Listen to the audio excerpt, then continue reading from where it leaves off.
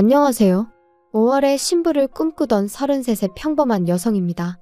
여자라면 다들 자기 결혼식에 대한 나름의 환상이란 게 있지 않나요? 저도 그랬어요. 제가 그렇다고 무슨 백마탄 왕자님을 기다리고 그런 것은 아니지만 그래도 언젠가 결혼을 한다면 꼭 야외에서 저를 아껴주는 가족들과 친구들을 초대해 잊지 못할 하루를 만들고 싶었죠. 그리고 이후로는 저를 닮은 딸과 남편을 닮은 아들을 하나씩 낳고 싶었고요.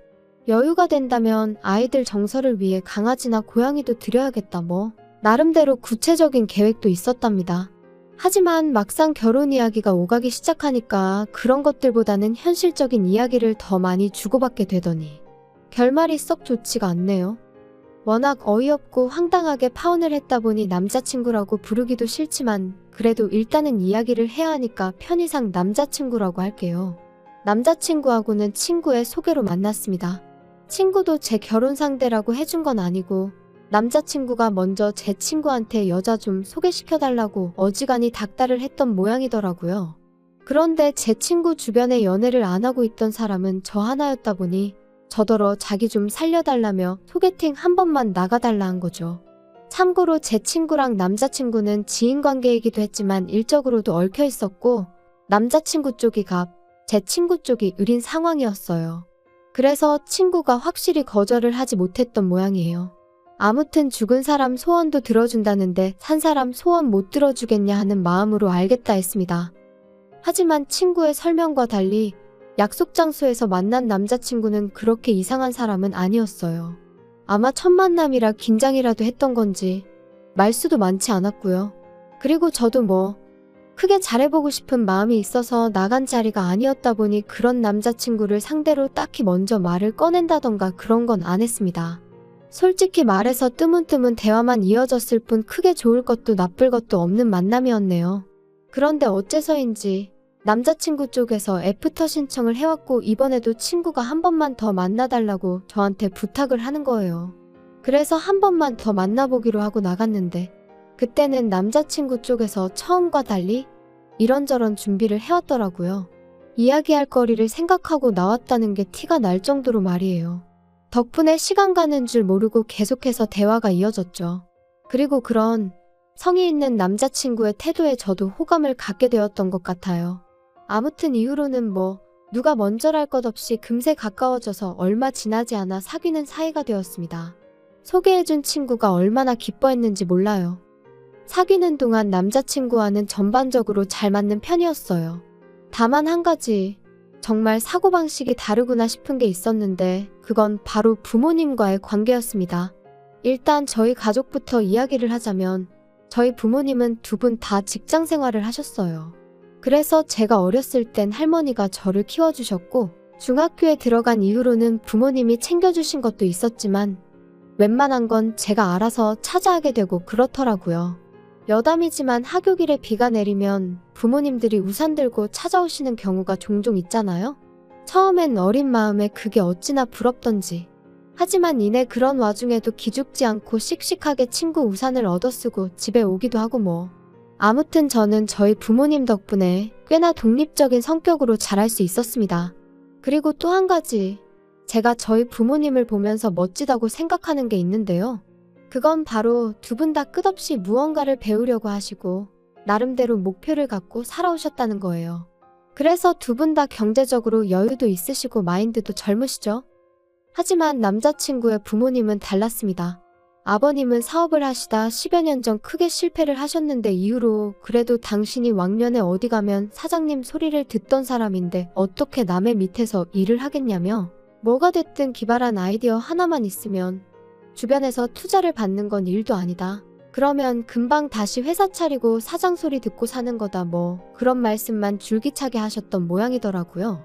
그리고 그러다 보니 어머님께선 진작에 생활전선에 뛰어드셔야 했는데 어머님이 그전까지는 전업주부로만 사시다 보니 어디 회사를 들어가는 건 엄두도 못 내셨고 그래서 결국 공장에 다니기 시작하셨다네요. 주말에는 마트에서 시식 아르바이트를 하셨고요. 그러다 2년 전부터는 요양보호사로 하루에 매일같이 새집에 들리신다 했는데 솔직히 듣는 내내 마음이 참으로 안 좋았어요. 미래의 제 시부모님이 되실 분들이라 생각하니까 안타깝고 속상하고 그런 것도 있었지만 답답하고 걱정스러웠거든요. 하지만 이런 배경을 알면서도 결혼을 결심한 건 일단 남자친구 자체는 나쁜 조건이 아니었어요. 남자친구는 저보다 연봉도 비록 1,000만 원 정도의 차이였지만 어쨌든 많이 받고 있었고 회사 자체도 대기업은 아니었지만 공기업이나 거의 비슷한 환경이다 보니 웬만큼 문제가 있는 게 아니고서는 잘릴 일도 없다고 했으니까요. 그리고 언젠가 한 번은 묻지도 않았는데 자기는 결혼하고 나서 갑자기 효자가 된다거나 그럴 일은 없을 거라며 효도는 셀프 아니겠어? 그러는데 솔직히 그런 쪽으로 아예 걱정이 없던 것은 아니었다 보니 남자친구가 먼저 나서서 그런 말을 해줬을 땐 뭐랄까 좀 다행이다 싶은 생각도 들었죠. 거기다 저희는 이미 신혼집이 준비되어 있었습니다. 제가 집이 있었거든요. 아파트를 사게 된 계기는 단순했어요. 대학교를 다닐 때는 부모님 집에서 다니니까 크게 돈 들어갈 일이 없었지만 대학교를 졸업하기가 무섭게 부모님께서 이제 독립하라며 거의 내쫓듯 저를 내보내셨거든요. 그런데 크게 뭐 당황스럽지는 않더라고요. 아예 무일푼으로 저를 내보내신 것도 아니고 자립에 보태라며 5천만 원을 해주셨으니까요. 그 돈으로 전세든 월세든 너가 한번 잘 생각해서 해봐라 하시면서 말이에요. 그런데 저는 그 돈을 통장에 묶어두고 회사 근처 고시원으로 들어갔어요. 다행히 회사 근처의 가격도 나쁘지 않고 치안도 좋은 여성 전용 고시원이 꽤 있었거든요. 하지만 그렇게 5년쯤 지났을 무렵 더는 고시원살이를 못하겠더라고요. 언젠가부터 업무가 많아지니까 퇴근해서는 좀 편하게 쉬고 싶은데 고시원이라는 곳이 워낙에 좁잖아요. 게다가 전화통화를 한번 할래도 나가서 해야지. 음식은 해먹기 어렵고 어쩌다 한번 해먹으면 환기도 잘 안 되지. 사실 생각해보면 그동안에도 줄곧 불만스럽긴 했는데 그래도 그때는 돈이 모이는 재미에 꾹꾹 눌러 참고 살았던 것 같아요. 그런데 어째서인지 그 무렵에는 돈이고 뭐고 더는 못 참겠더라고요. 한마디로 다 먹고 살자고 하는 짓인데 내가 왜 이렇게 스스로를 괴롭게 하나 싶기도 하고. 그래서 그때부터 회사 근처 부동산을 하루가 멀다 하고 돌아다녔습니다.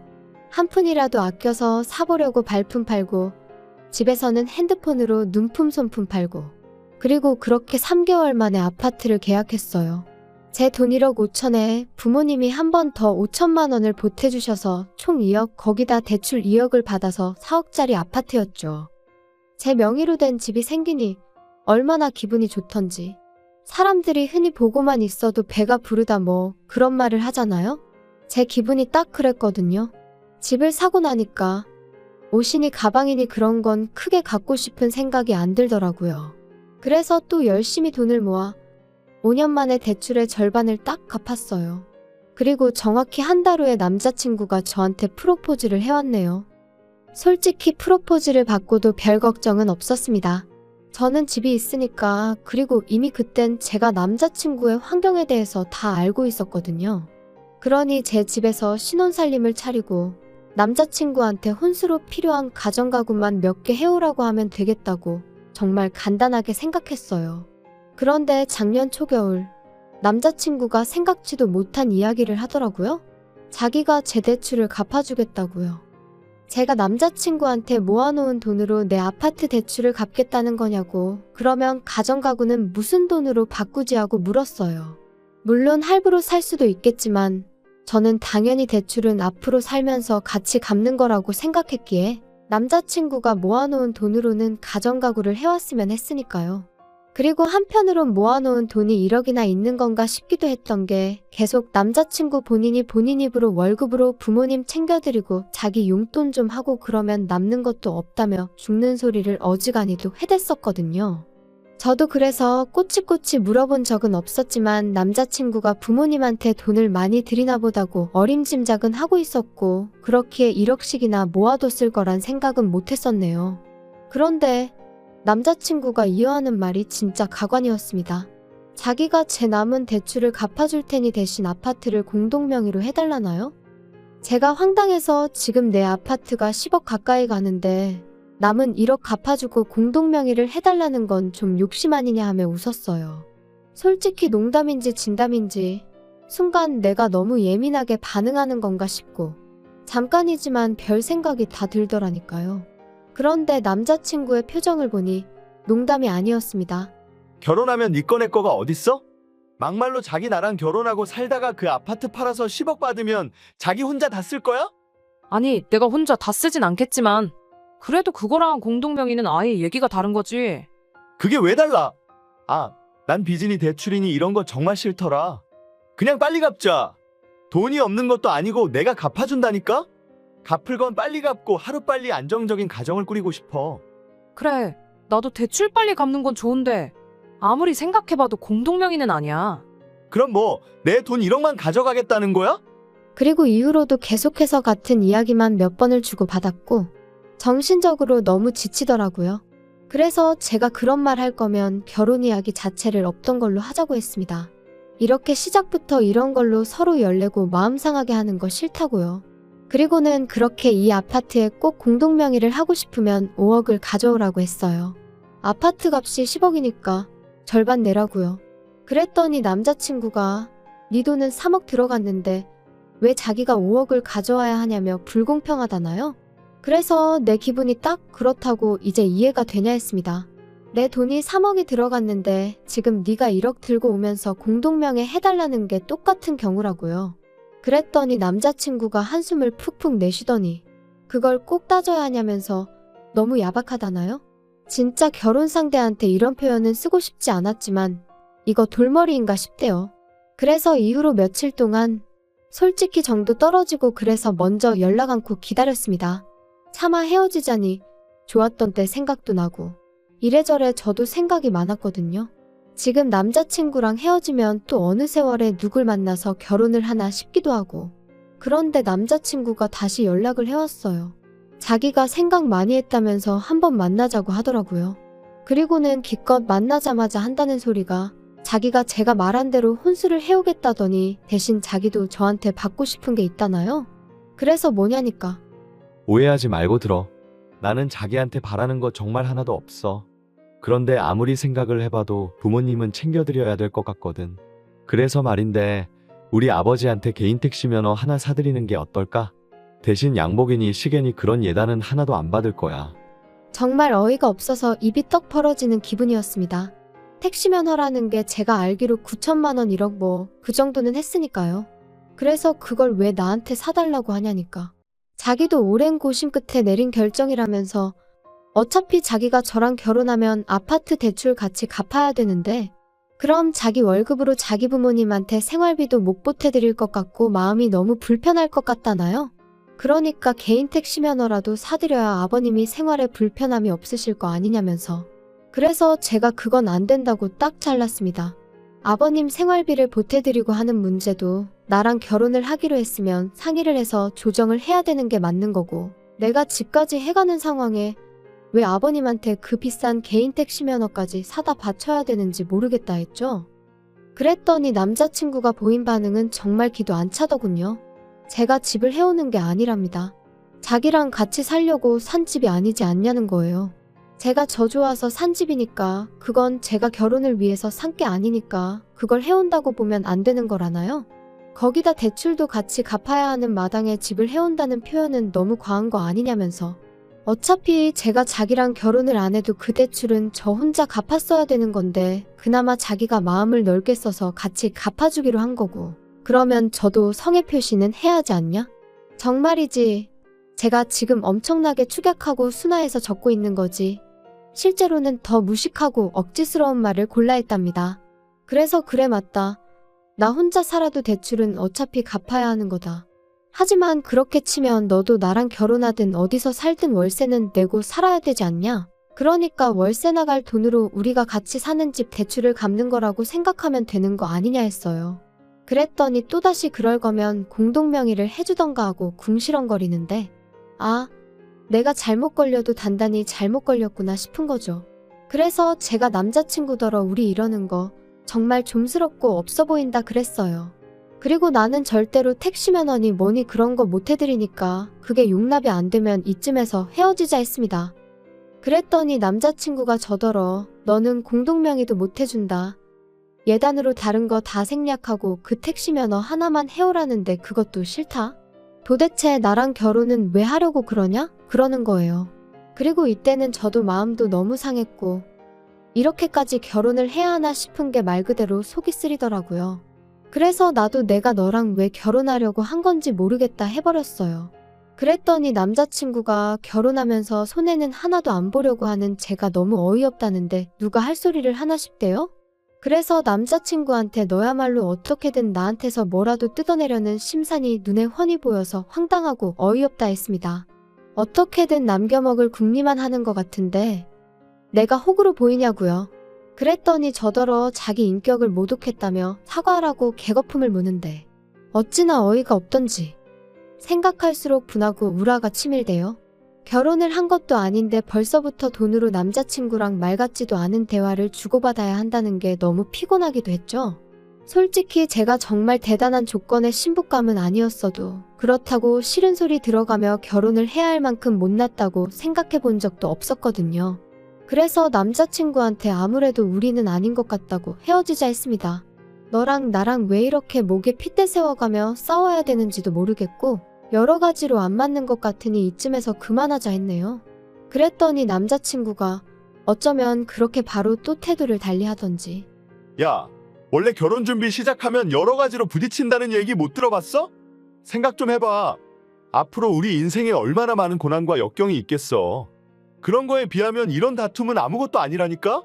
너는 정말이지 인내심이 없어도 너무 없어. 아무튼 너는 괜히 예민하게 굴지 말고 나만 믿고 따라와. 내가 하자는 대로만 하면 다 괜찮아진다니까? 어이가 없어서 내가 너 뭘 보고 따라가냐 했어요. 그리고는 너는 그냥 네가 할 길이나 가라 했습니다. 그랬더니 기껏 한다는 소리가 저더러 삐졌냐면서 어떻게 해야 마음이 풀리겠냐대요? 자기는 저 아니면 아무하고도 결혼 안 할 거라면서 말이에요. 그래서 너도 10억 가지고 오라고 했어요. 너도 10억 들고 오면 내가 너랑 결혼해주겠다고요. 그리고 결국 저희는 파혼을 했습니다. 남자친구는 끝까지 저더러 이기적이고 못됐다 했고 저는 그런 남자친구한테 나야말로 너 같은 돌대가리랑은 상종을 못하겠다 했거든요. 그런데 저와 남자친구를 소개시켜 주었던 친구가 제 파혼 소식을 듣고는 저더러 왜 그랬냐면서 저를 좀 원망하듯 말하는 거예요. 자기 입장은 신경도 안 쓰였냐면서 말이에요. 어이가 없어서 결혼은 내 일생일대의 중요한 일인데 내가 너 입장까지 생각해가면서 결정을 내렸어야 하냐고 저도 화를 냈어요. 그랬더니 어차피 살다 보면 다 그놈이 그놈이라면서 저더러 넌 너무 유난스럽다고 자기가 이런 말까지 안 하려고 했는데 모르긴 몰라도 남자친구도 제 그런 성격에 질렸을 거라대요. 어이가 없어서 그래 네 마음대로 짓거리라 하고 그 친구랑도 손절했네요. 솔직히 이혼도 아니고 파혼이라고 신경 쓸 거 없다는 사람들도 주변에 많지만 제 마음이 편하기만 한 것은 아닙니다. 적은 나이도 아니고 앞으로 어떻게 지내나 생각하면 저도 모르게 한숨도 나오고 그래요. 하지만 뭐 어쩌겠어요? 사람 사는 게 다 생각대로 되는 것도 아니고 아무튼 당분간은 남자고 연애고 결혼이고 다 모르겠고 그저 하루하루 건강하고 즐겁게 살아가는데 초점을 맞춰볼까 합니다. 언제 어디선가 제 진가를 알아봐주는 사람이 나타나주길 바라면서 말이에요. 날이 조금씩 다시 따뜻해지고 있지만 그래도 감기 조심하시고 즐거운 하루 보내시길 바랍니다.